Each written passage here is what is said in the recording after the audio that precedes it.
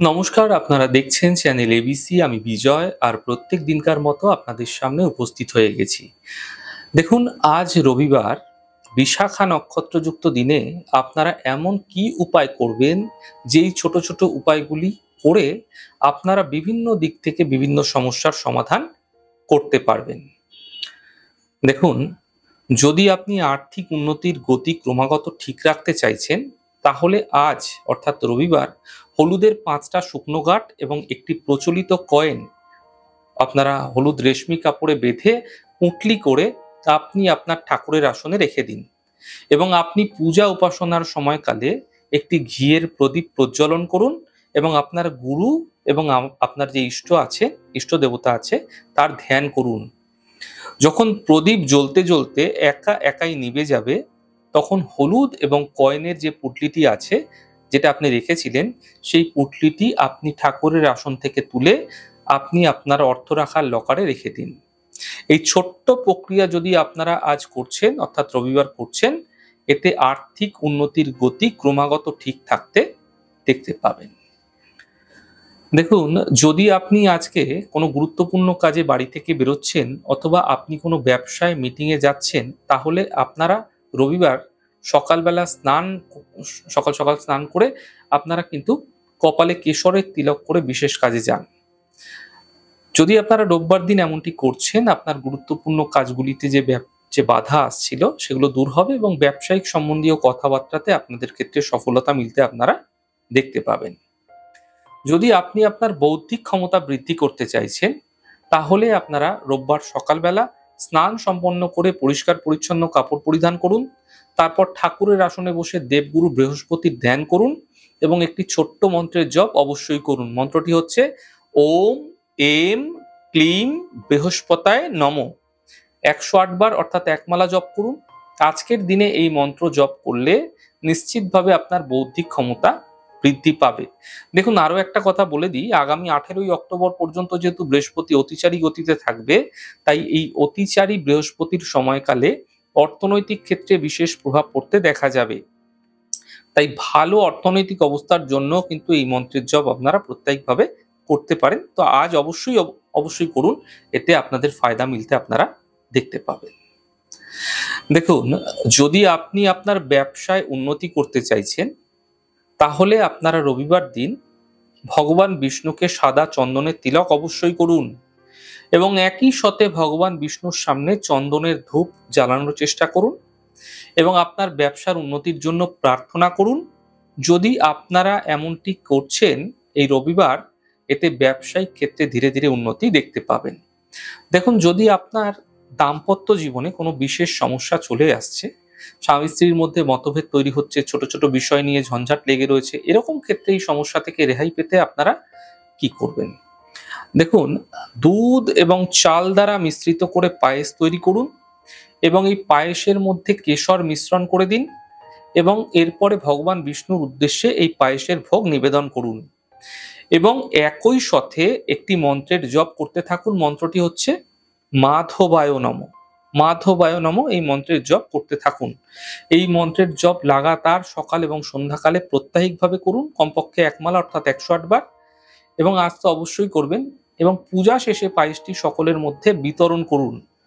এতে ধীরে ধীরে দাম্পত্য জীবনে যে সমস্যা ক্রমাগত চলে আসছিল, সেখান থেকে রেহাই পেতে, সমস্যা সমাধানের পথ খুঁজে পেতে আপনারা দেখতে পাবেন। যদি আপনার পরিবারের কোনো সদস্যের শারীরিক ক্ষেত্র বহুদিন ধরে ঠিক থাকছে না, তার স্বাস্থ্য নিয়ে সমস্যায় সে ভুগছে, আপনি চাইছেন তার স্বাস্থ্যের উন্নতি হোক, তাহলে আপনারা কি করবেন? রবিবার দিনকে আপনারা, অর্থাৎ কাল, বেসন দ্বারা সামান্য মিষ্টি তৈরি করুন। সবার প্রথমে এই বেসন দ্বারা মিষ্টি ভগবানকে অর্পণ করুন এবং তারপরে এই মিষ্টি ছোট বাচ্চাদের মধ্যে বিতরণ করুন এবং সামান্য প্রসাদ রোগগ্রস্ত ব্যক্তিকেও খাইয়ে দিন। আপনারা যদি এই প্রক্রিয়া এই রবিবার করছেন, এমনটি পালন করলে রোগগ্রস্ত ব্যক্তি খুব দ্রুতই কিন্তু শারীরিক উন্নতির পথ দেখতে পাবে।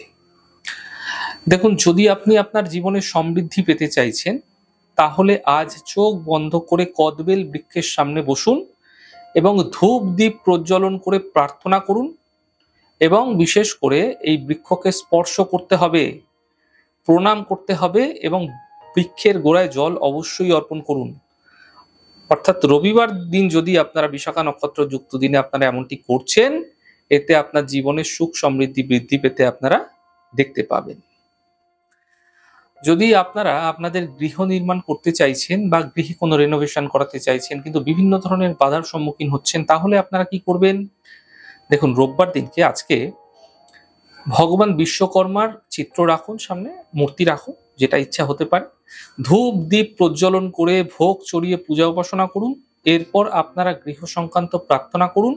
পুজো শেষে প্রসাদ সকলের মধ্যে বিতরণ করুন।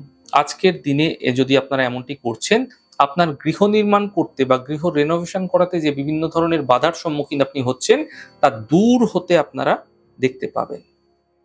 যদি আপনি আপনার কোনো শত্রুর দ্বারা ভীষণভাবে সমস্যাগ্রস্ত হয়ে রয়েছেন এবং সেই শত্রু থেকে মুক্তি চাইছেন, তাহলে আজ অর্থাৎ রবিবার একটা ছোট্ট হলুদ রঙের রেশমি কাপড় জোগাড় করুন এবং একটি ছোট্ট পাত্রে সামান্য হলুদ জলের সঙ্গে গুলে নিয়ে তর্জনী আঙ্গুল দ্বারা আপনারা আপনার শত্রুর নাম সেই হলুদ কাপড়ের মধ্যে লিখে ফেলুন এবং কাপড়টি আপনার নিকটবর্তী কোনো বিষ্ণু মন্দিরে শুকিয়ে গেলে আপনারা ভগবানের চরণে রেখে আসুন। যদি আপনারা এই রোববার দিনকে এই প্রক্রিয়া করছেন, এতে খুব দ্রুত আপনার শত্রুতা থেকে মুক্তি মিলতে আপনারা দেখতে পাবেন। দেখুন, যদি কেউ পড়াশোনার জন্য বিদেশ যেতে চাইছে কিন্তু কোনো না কোনো ভাবে সে কার্যে বাধা আসছে, বিঘ্ন আসছে, তাহলে রোববার দিন অর্থাৎ এই রোববার দিন সকালবেলা উঠুন, সকাল সকাল ঘুম থেকে উঠে পড়ুন। সকালবেলা ঘুম থেকে উঠে স্নান সম্পন্ন করে মা বাবার আশীর্বাদ নিন এবং দেবগুরু বৃহস্পতির একটি ছোট্ট মন্ত্রের একমালা জপ আসনে বসে অবশ্যই করুন। মন্ত্রটি হচ্ছে ওম গ্রাং গ্রিং গ্রোং সা বৃহস্পতায় নমঃ।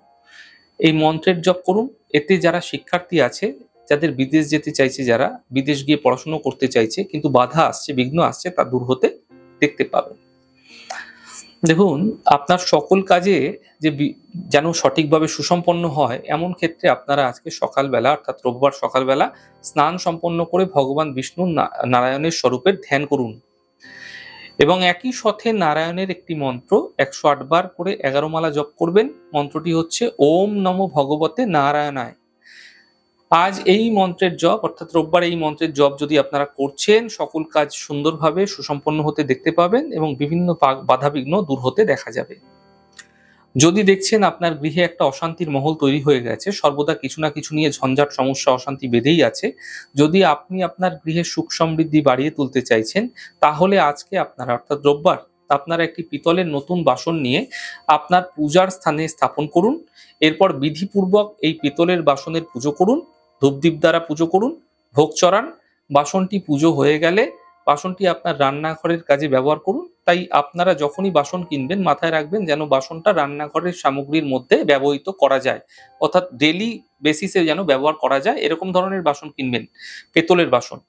যদি আপনারা এই রোববার দিন বিশাখা নক্ষত্র যুক্ত রোববার দিনকে আপনারা এমনটি করছেন, আপনার গৃহে সুখ সমৃদ্ধি বৃদ্ধি পেতে আপনারা অবশ্যই দেখতে পাবেন। তাহলে আপনাদের ক্ষেত্রে থাকছে রোববার দিনকার সারা দিন বিভিন্ন ধরনের সমস্যা থেকে মুক্তির ছোট ছোট সহজ উপায়। এই উপায়গুলো করুন, আপনারা বিশেষ লাভ নিন। আজকের মতো এই পর্যন্তই। অনেক অনেক ভালো থাকুন, সুন্দর থাকুন, সুস্থ থাকুন। আগামী পর্বে দেখা হবে।